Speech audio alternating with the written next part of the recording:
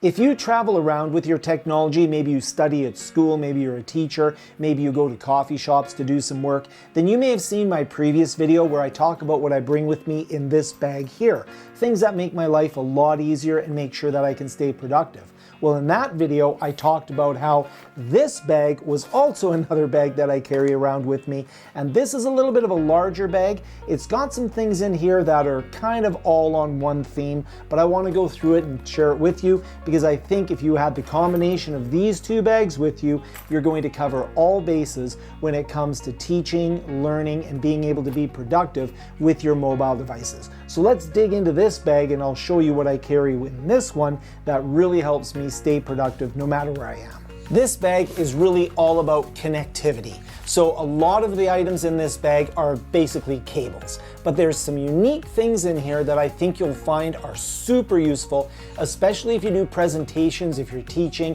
or if you do any type of live streaming on the go.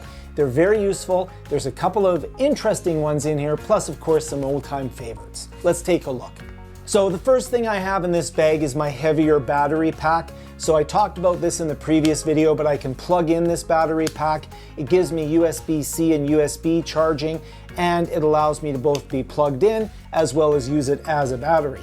Now the reason I have this is because I can charge more devices. There's quite a bit of power here. I can charge my iPad, my iPhone, different devices like a VR headset. So it's really nice to have this so I don't run out of power, and this is the bag that it finds a home in. But the rest of the items are mostly cables. Of course, the first cables that you're going to carry with you will always be the cables that you use to charge your mobile devices. So I have an iPhone that requires a lightning connector, so I have a USB to lightning connector cable so I can charge my phone using either the battery pack that I just showed you or through a wall outlet. Again, I use the same power device, same battery pack for that. So a useful phone cable. You might have an iPad or a newer phone, in which case it's USB-C to USB-C, or you could even have USB-C to Lightning, which is a handy cable to have as well. So really, these cables I will always have with me, and no matter what phone or mobile device you're using, you should always make sure you bring those cables with you. Putting them in the bag, keeping them in the bag is just a really great way to make sure you always have them when you need them. But what about some more unusual cables? The first sort of unusual cable that I'll put in my bag will be a USB to a micro USB connector. In my case, I use this to charge two things. I have a smart pen that requires this connector, and I have a Kindle that requires this connector. Both the smart pen and the Kindle do maintain a charge for quite some time, but having this particular connector with me in case I do run out of power is very useful. I also have the same connector but a little bit of a longer cable because this is the same connector that I will use on my NearHub S13 drawing tablet. So this becomes the power supply for my drawing tablet as well as my data connectivity for the drawing tablet. So I will have the two USB to micro USB connectors.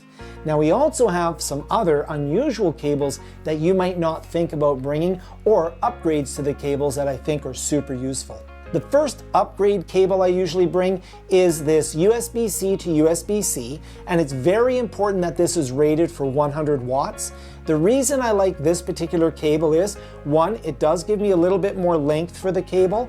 I have the USB-C that can plug into power, and then I have an angled USB-C connector. I really like this with the iPad and the Magic Keyboard because I can actually put that into the Magic Keyboard so that when I open up the iPad, I'm going to be able to have it nice and flat on the desktop. But more to the point, not only can I use that to charge the iPad, but that allows me to then have access to the USB-C port on the iPad while I'm charging. So now I can charge my iPad through the Magic Keyboard. I also have a USB-C that I can then use to hook up to other things, and I have some videos showing you what some of those other things are, and I can really turn this into a productivity, live streaming, meeting participating tool. So it's very useful to have that. The next cable is one that I always tell my students, please, please, please carry with you. But you can't really just use the cable by itself. What it is it's a network adapter cable or network cable. So a Cat6, Cat7, Cat8. It's an RJ45 connection cable that allows me to physically plug into a network. If you're ever in an academic environment and you connect to the Wi-Fi in that academic environment, you're going to find that that Wi-Fi becomes very saturated, and generally speaking, it becomes a very slow connection, not because it's slow by itself, but because of the volume of people that are all sharing and have contention for it. So that's where this adapter that I showed you in the previous video comes in. I will actually use this adapter to plug my device into a network port in the school so that I get fast connectivity. I'm going to get much faster connectivity using a LAN adapter and a LAN physical connection than if I connect through a wireless network.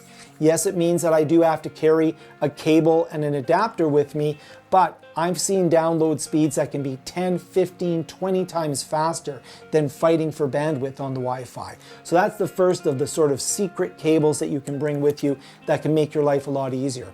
It won't work everywhere. There's not a lot of coffee shops that have plug-in network adapters, but a lot of academic environments do give you the option of directly plugging into the local area network, and this cable plus this adapter can make that happen. Now, when it comes to cables that you'll be really glad you have if you need them because they're so useful, the next two cables will be very interesting to you. They're extension cables. The first one is a USB-C extension cable. So now what I can do is, let's say I have a camera, or if I have some sort of USB device, maybe a power charging, and I can't quite reach where the plug-in is, this will give me that extra reach. I use this quite extensively with cameras. I use it to put the camera further away from me, or I use the camera in a different part of the room. Or let's say I want to go up high with the camera. This can allow me to go, place the camera above me at a height, and then I can reach that height by using a extension cable. I'm using that here in the studio right now. I have a permanent extension cable so that I can have an overhead camera. You can see here I have the same type of extension cable. This one here, it's actually not a very long one, but you can get longer ones. This is USB to USB. An example of using it is, let's say I have this camera. I showed you this in the previous video as well. This is a USB camera. I can actually take this. I can now extend the distance that this camera can go. So now I have a lot of length with this camera.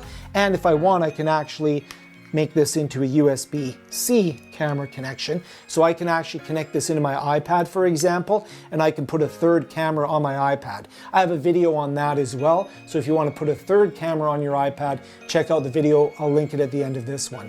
And you can see here that this now extends my reach by quite a bit. The next few cables are a little bit more specific depending on what type of environment you find yourself in. HDMI cables. And it's not just one, but there's actually one in a bit. The first one would be your standard HDMI cable. Always really handy to have with you, and if you can't find one when you need one, you'll be glad you brought one with you. That's your standard HDMI. Then you may want to bring along an HDMI to micro HDMI. This is an example of a cable that I might use if I have a Raspberry Pi with me and I want to connect from the Raspberry Pi to a monitor or some other HDMI device.